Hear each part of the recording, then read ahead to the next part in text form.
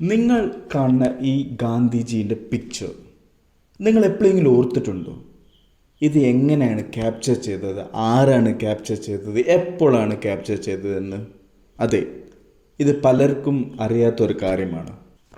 ഇത് ക്യാപ്ചർ ചെയ്തത് 18th April 1946 മഹാത്മാഗാന്ധിജിയും പേറ്റക് Lawrence എന്ന് പറയുന്ന ബ്രിട്ടീഷ് സെക്രട്ടറിയും കൂടിയുണ്ടായിരുന്ന ഒരു മീറ്റിംഗിലാണ് ഈ പിക്ചർ ക്യാപ്ചർ ചെയ്തത്. വേറൊരു ഇൻഫർമേഷൻ എന്താ അറിയോ?